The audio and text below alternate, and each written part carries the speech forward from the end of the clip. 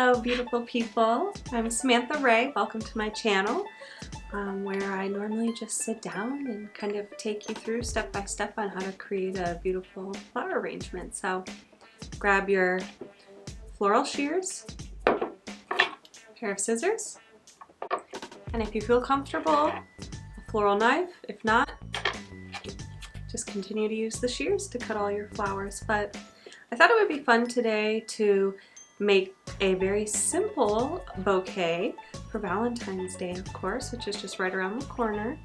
And who wouldn't love a homemade flower arrangement from their significant other, or, you know, spread the love to everyone, your mother, mother-in-law, your father, uncles, aunts, anyone and everyone deserves flowers. So I thought it'd be kind of fun to sit down and do something super simple. I'm not doing any greens today, so basically I'm just going to take a vase and then make a big poof at the top, which I think everyone can do.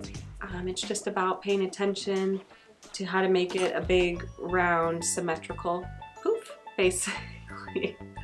I don't know if that makes sense, but it makes sense in my head.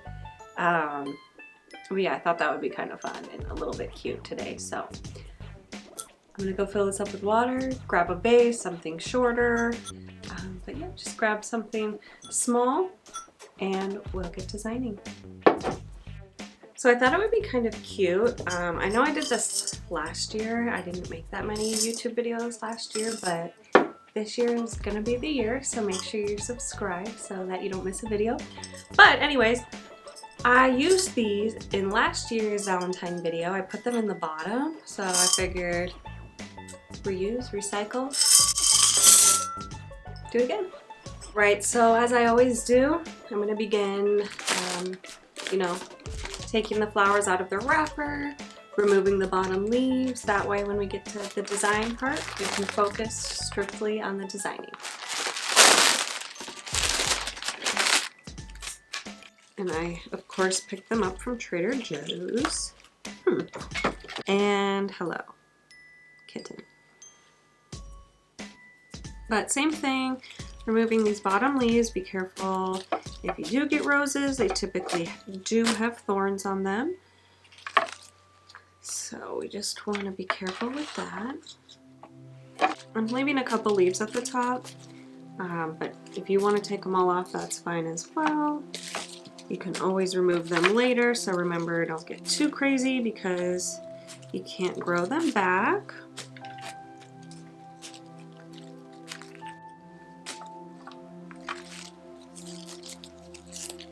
And when I was at the store, the one thing I was looking for, although this does have a little bit of damage right here on the outside. Oh, here we go again with the cats. My biggest thing I was looking for was that the rose, if you push down here, it's pretty hard. Like, you want it really hard, like a rock. If it's really soft, that's meaning that they're kind of already on their way out. So I'm just removing that outer piece because what it's going to do is allow the flower to now open. And now we don't have to look at that piece. You can't always remove the most outer pieces to a rose. It will make them open much faster. But you're very welcome to do that. It's not going to hurt the rose. Just telling it, okay, I've made it to my place. I'm not being transported. So same thing, taking the wrapper off, removing the bottom little bits so that they're not in the water, making the water all gross. Because I don't know about you, but I don't want to sit in dirty water. And neither do your flowers.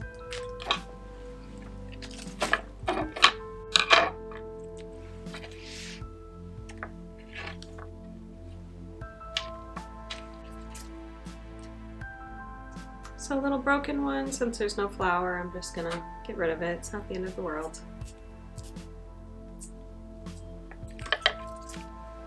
Because these ones at the bottom are small, they're not going to be seen anyway, so I'm just going to remove them and use them at the end, just in little areas that I think are needed.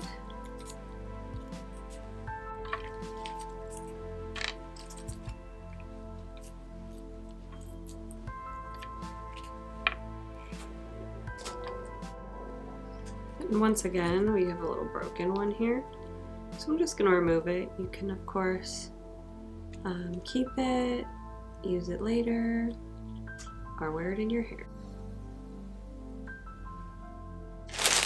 And then I did pick up 2 of these just because they weren't that big, and with the soft colored roses, I thought it would be kind of a nice little pop of color in there, and just a little bit of texture and a little detail. And so because these are going straight down in the water, I do want to just remove all those bottom leaves. I just strip them right off. So once again, just take my fingers, boom.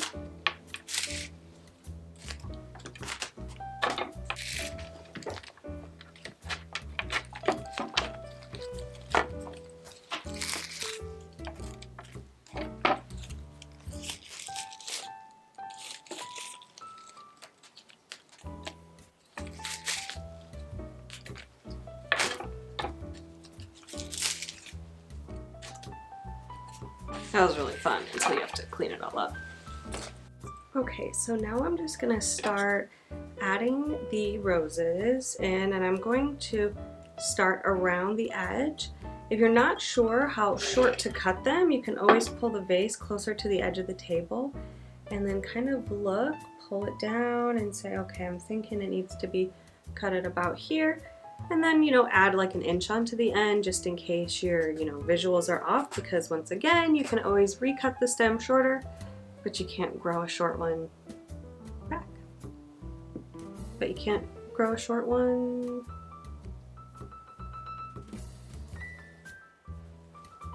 I'm just gonna move on.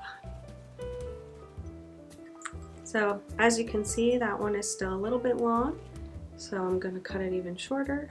Because I added those little pieces in the bottom, it's made it less room now for that stem to be, because we don't have the entire bottom of the vase.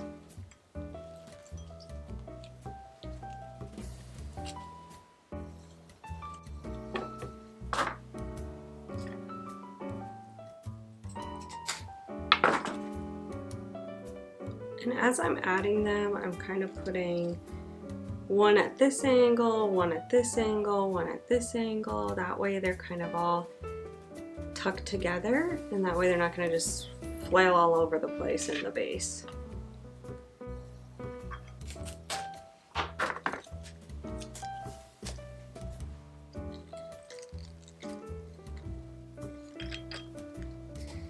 I know it's still looking a little bare, but that's why we got the extra flowers to add for detail.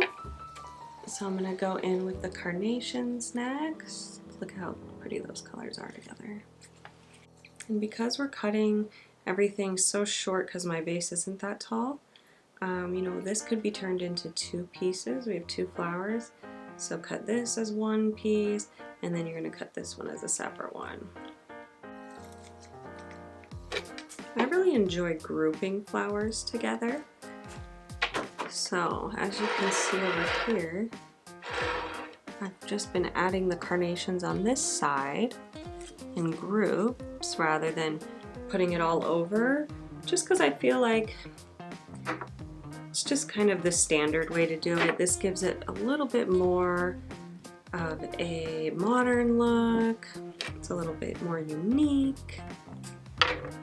That's up to you. If you want them all around, please have them all around. It's for you to enjoy.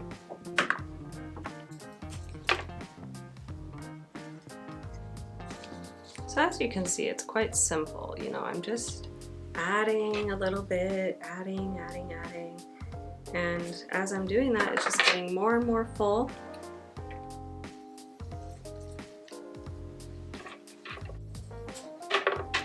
And like I always say, it doesn't have to be perfect. It doesn't have to be completely symmetrical. All the flowers don't have to line up, because flowers are part of nature and nature is far from perfect. And so we don't want anything looking absolutely perfect, because it's just not natural. Now we're on to the berries. So this one I am gonna step away from my floral knife and I'm going to change into the shears because this is pretty thick and it's kind of hard to cut with the knives. So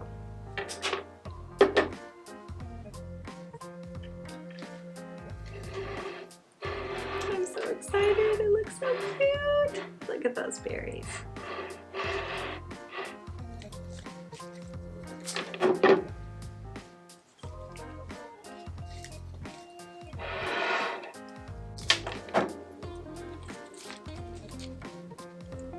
And voila, I'm just gonna pull the roses out a little bit because of course that is what we're focused on.